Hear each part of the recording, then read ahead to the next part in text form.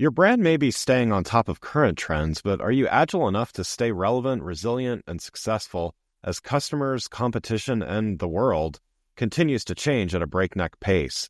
I'm thrilled to share the newly revised version of my first book, The Agile Brand.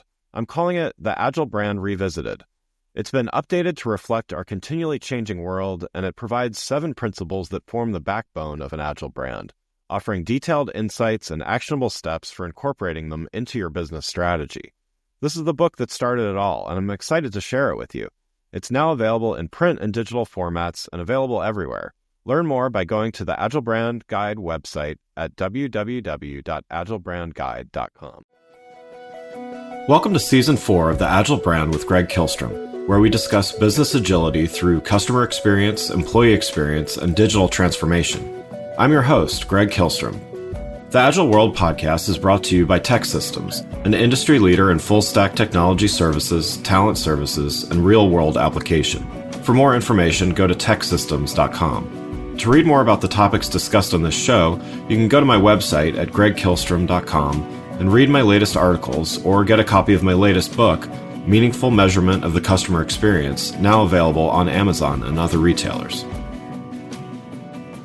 My name is Greg Kihlstrom, and I'm the host of the Agile Brand podcast. In a special episode brought to you by RDA, we're going to talk about how brands should evaluate and assess digital partners to help them accomplish their strategic, marketing, and technology goals. To help me discuss this topic, I'd like to welcome Scott Liewehr, CEO of Digital Clarity Group. Scott, welcome to the show. Thanks, Greg. Appreciate you having me. I'm looking forward to it.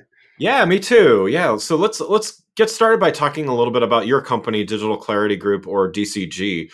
Can you tell us a little bit about it, and what's the vision of the company? Sure.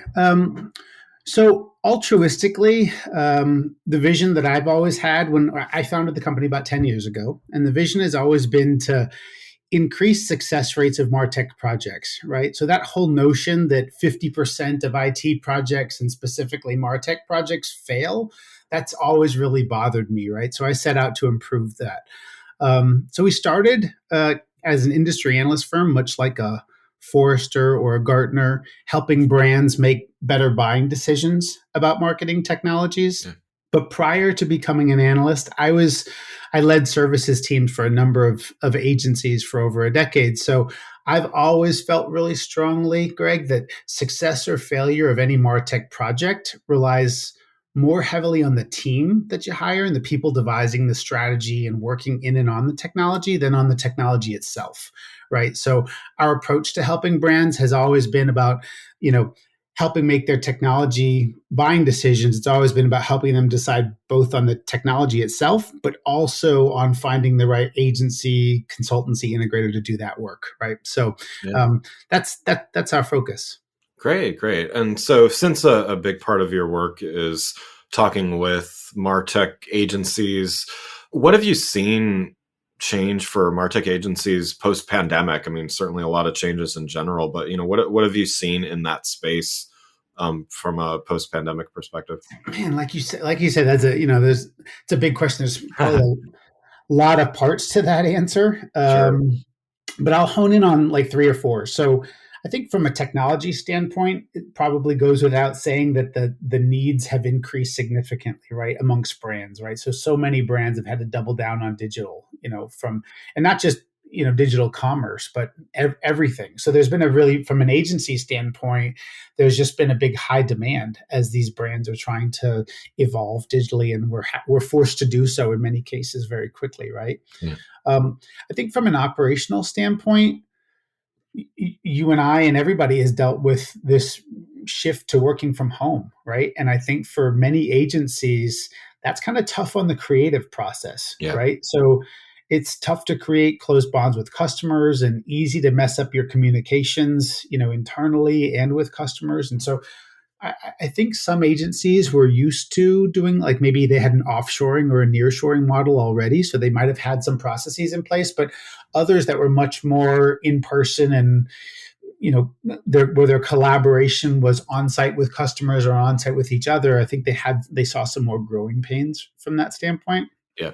I think another one, Greg, is like something that's not unique at all to the agency sphere, but is the notion of the great resignation, right? So that's no joke. And I think especially as we're coming out of the pandemic, it's hit, some more than others, but I think the connective tissue is just missing nowadays, right? Where people's jobs consist of going from one Zoom meeting to another. There's a lot less bonding going on and elbow rubbing, so folks are quicker to leave their roles for new pastures. And I think that, especially in the agency space, it's typically a younger crowd as well. And so I think you're seeing, a lot of agencies hit with staff shifting around and moving, leaving, that sort of stuff. And then I think maybe finally I'll just throw one more in there, which is customer experience and things that you write about, right, and talk about a lot, which is, I think these agencies are starting to really practice what they preach and investing more in understanding, how they're performing for customers and their customers' journeys, the brand journey with them, and trying to, improve that. So I think, some good aspects and harder aspects, as it relates to the pandemic and what it's forced amongst the agencies. Yeah, definitely. And yeah, I mean, given the amount of companies that you talk with, and it really gives you a good purview over those changes. For sure. So switching gears a little bit. So this episode's being recorded the week prior, but as of this episode being launched, Sitecore Symposium 2022 in Chicago is in full swing. So let's talk about that a little bit. And, with any platform such as Sitecore, partners play a big role. What have you learned about Sitecore's partner ecosystem over the past year? Yeah, so I actually know a fair bit about Sitecore's ecosystem because we at DCG has been really fortunate to work with Sitecore for quite a few years, since our inception, actually. And we have a good relationship with their partner organization. So I'll actually be helping to run the partner advisory council and advising them. We help them to capture partner satisfaction and stuff. So I think it's probably not going too far to say that Sitecore is overhauling their program, their partner program in some ways. I think they're kind of going both forwards and backwards simultaneously. I think they're going back in the sense that, so Sitecore, I think, got so popular because one of the reasons was they never offered any of their own services, right? Yeah. Unlike many of the technology vendors, they fully relied on their partners do all of their work, and partners loved that, right? But I think as the platform got more complex, like most technology vendors, they got a little bit away from that, right? Because they were getting a little bit concerned that it was a bit of a Wild West out there in terms of their customers' experience, the brand experience, because there were so many agency partners and some of them just didn't know the product super well. And so they started offering some of their own services. But I think now they've moved completely away from that again.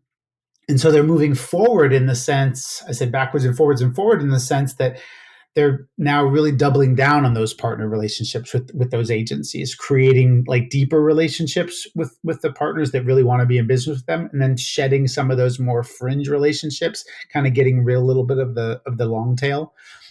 So I think what I find now is that the partners that are Sitecore partners are really much more fluent in the stack and more bought in and kind of really much more aligned with the vision. Yeah, great. And so for those Sitecore partners, let's say the savvier partners, what are some of the smart moves that you've seen some of those agencies make over the last year? Besides those that are working with DCG, you mean? No, I'm just teasing. Right. Good one. But in seriousness, though, like, let me give you two, and I will, if you don't mind, relate one of them maybe to a DCG offering a little bit, and one that's not. Sure. So for the one that's not, I'd say they look at Sitecore's digital experience platform as a horizontal play, right? So it's a stack or part of a stack that offers a lot of parts and pieces to improve customer interaction and customer experience via the various digital channels.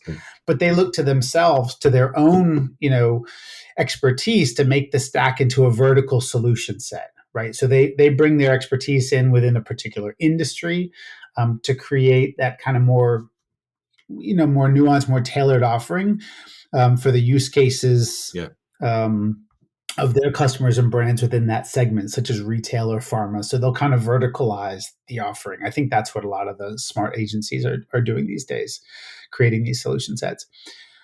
But so for the one that's a little bit self promotional, and I'd love to hear your thoughts at some point about it. Yeah.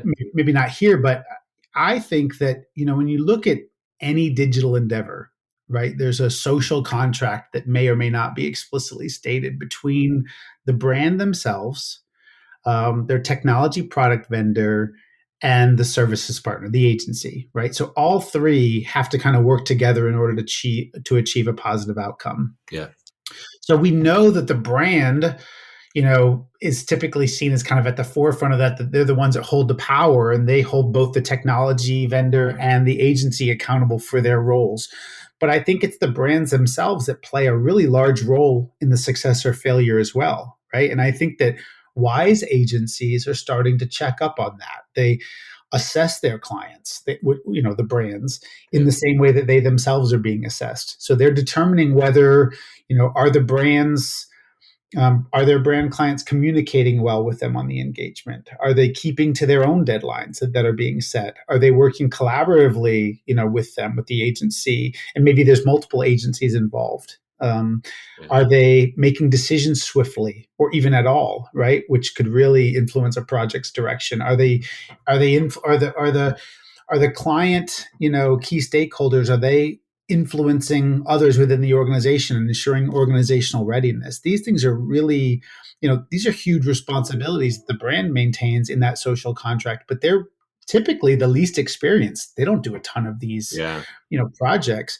They're looking to the experts, but they often need to be coached into fulfilling their own portion of that social contract in a positive way. And so if agencies aren't assessing their client performance, and if they can't help them course correct in time, then they could be destined for failure, or it's hit or miss, right? And so we have a program that helps agencies with that.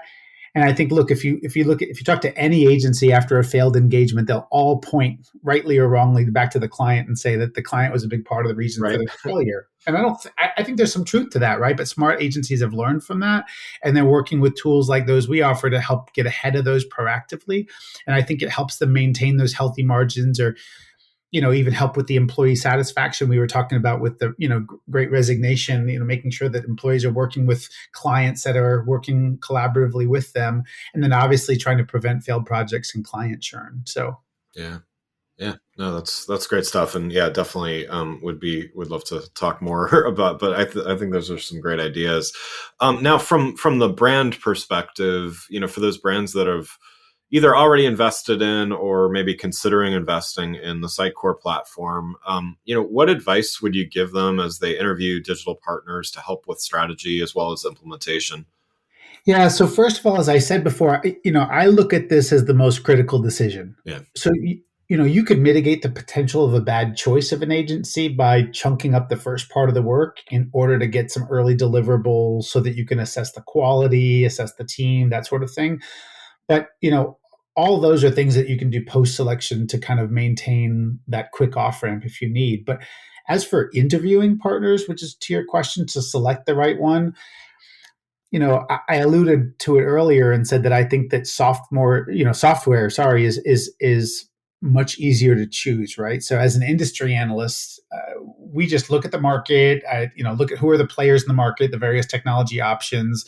We decide on what our definition of good is, feature function wise. So we kind of assess all of the players up against that model, and then create a 2x2, and voila, you have like a magic quadrant or whatever. That's easy. But software is easy because you can install it, test it, demo it, etc. But choosing an agency is much more difficult because you're identifying a set of people, Yeah. right, who all have a particular skill set, and they have an understanding or not of your business needs. They have a culture and a way of working that has to mesh with yours.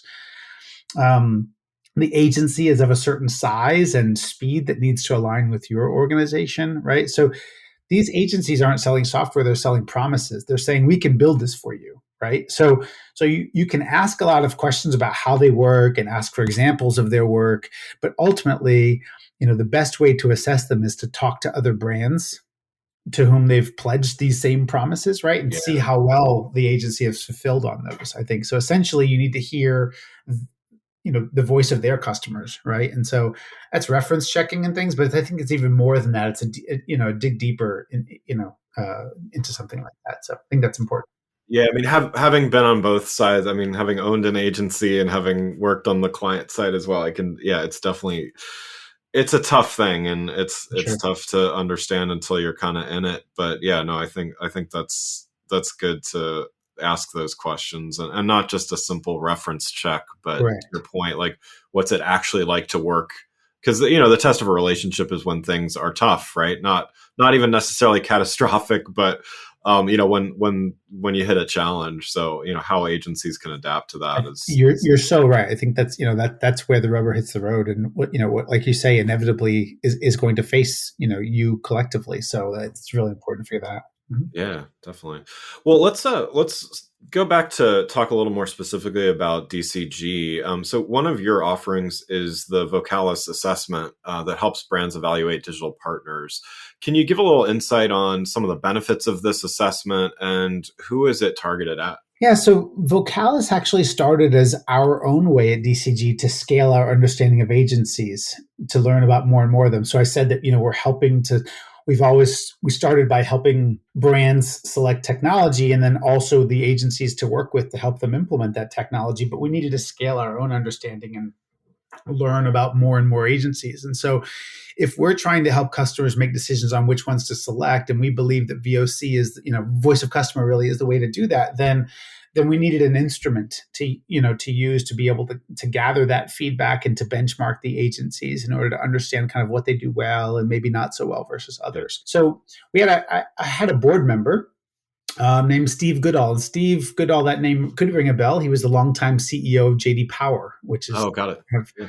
essentially, yeah, the pioneer of VOC, right? I mean, Right. like that was like JD Power's first into this whole craze, I think. And he actually took an operational role in the company for about 18 months to help us develop Vocalis, where we said essentially, Vocalis is based. It's a survey instrument that's now been used to gather more than 9,000 surveys from brands about their experiences with I'd say more than 350 to 400 different martech agencies, right? Wow. Wow. And so we ask a lot more than just kind of net promoter score, right? Which is the whole would you recommend this Right. to your colleague, right? We ask respondents to give us 40 different points of feedback across 8 different categories, from project management to technology decisions and on time, on budget management, client service, business value, all that kind of stuff. So, and then we use all that data to help number of uses. We can help brands find agencies, right? So we can use that data to help them make the right choices. But then we've also really found that the best way to achieve our goal, which at the top of this we said is to kind of improve the success rates of martech projects, right? So one of the ways that we can do that even more broadly is to enable agencies to make use of the data, right? So we can only help one brand at a time if we're focused on running partner selections, agency selections, but we can help lots of brands simultaneously. We can actually get the agencies themselves to improve based on some of the data and the feedback about themselves and others. So we use Vocalis to capture the feedback from their clients and then help them understand how they stack up against competitors, what they can do better, et cetera. But then I alluded to it earlier, that we can help them capture feedback from their own team members to understand the client performance, Mm. which is kind of, we view that as a little bit, so customer satisfaction, like by definition, Greg, right, is a retrospective look back, right, Yeah. at how things have gone. And I think gathering feedback from the team about the client's performance is almost a look forward into how things might proceed if they continue on this same course, right? So you can try to avoid pitfalls before they happen a little bit. So, and then we even have a Vocalis award, which has got extremely high criteria. By definition, the agencies have to rank in the top 10%. Among some other tough qualifiers. So, and in fact, next week, which I guess will be the week of this airing, we're going to be announcing a new winner, RDA. So a little bit of a breaking news there, but they're our most recent Vocalis Award winner on that. That's wonderful. Yeah. And so, based on this, the rigor that you put into creating this assessment and evaluation, what's the recent data saying? How and how are partners adjusting to this? Oh man, I think there are so many learnings. I'll hone in on two. So for one, this one's fun because no matter what customers say, you've heard this moniker, right? On time, on budget. It's like Yeah. the biggest thing that customers say about how they're going to judge engagements, whether they're digital engagements or not, right? Right. But it's a lie, and like I don't mean it to be a lie. I don't mean to say that they're lying. They might actually believe that that's how they're Right. going to Right. judge you, but ultimately that doesn't matter to customers, right? So what our data says is that, I mean, the on time does a little bit. If you're way delayed in your schedule, that does affect their customer satisfaction, the experience. But there's like zero correlation, Greg, between whether a project comes in on budget versus the level of satisfaction of that customer, Oh, wow. according to our data. So I think that's actually quite interesting.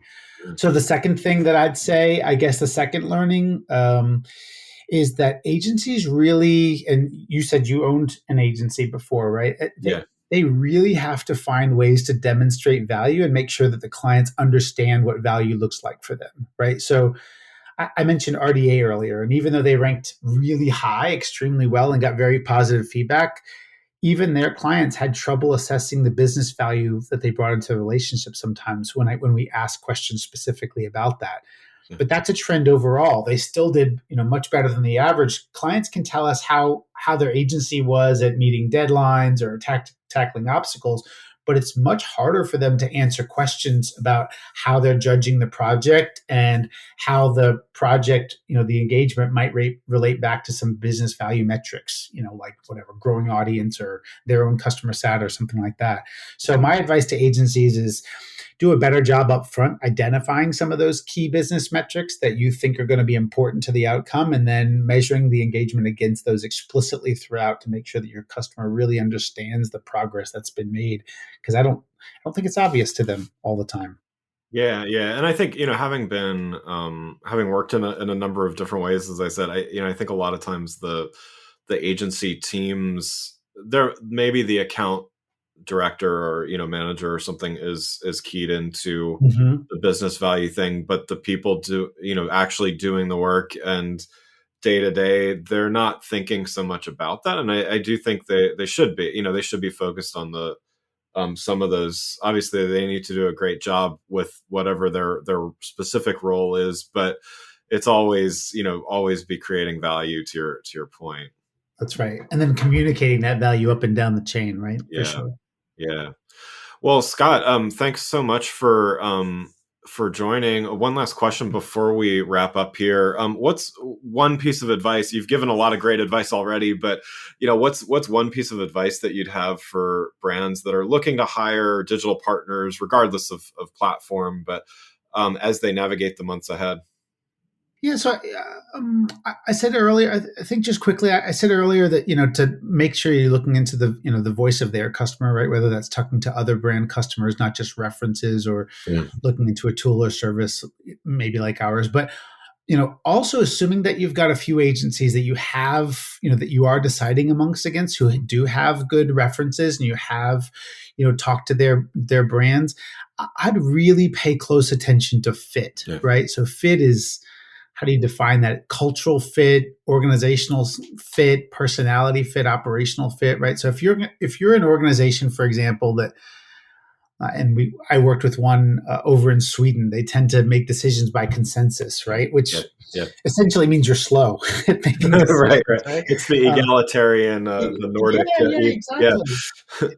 Then but if you know that is the way that your organization makes decisions, then don't go get some lean agency that's used to working in the agile process and with dedicated resources who are going to be sitting on their hands at every turn in the engagement, right? Yeah. That's not going to go well. And likewise, if you're an organization that wears, suits to work, and the pitch team comes in with plaid shirts and jeans and plugs in their ears and multicolored hair, like that, even if you say you want creativity, that probably won't work as well. So I think just, being honest with some of those things are more subjective than objective, and just really trying to make sure that don't talk yourself into something that doesn't seem like it's a natural fit. Square pegs and round holes don't work very well. So yeah. Oh, that's great advice. Well, Scott, thanks again for joining. For those listening, what's the best way for them to keep up with what you and DCG are doing?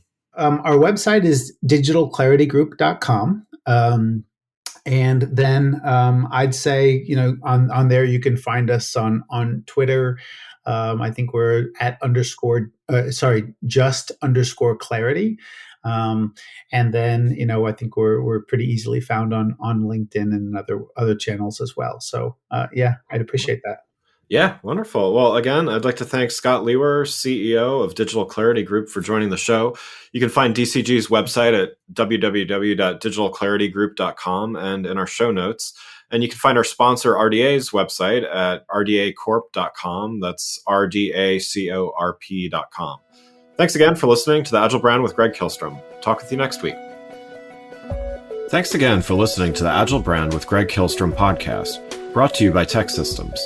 If you enjoyed the show, please take a minute to subscribe on your podcast channel of choice and leave us a rating so that others can find the show more easily. You can access more episodes of the show at www.theagilebrand.show. To get a copy of my latest book, Meaningful Measurement of the Customer Experience, visit my website at gregkihlstrom.com. Until next week, stay agile.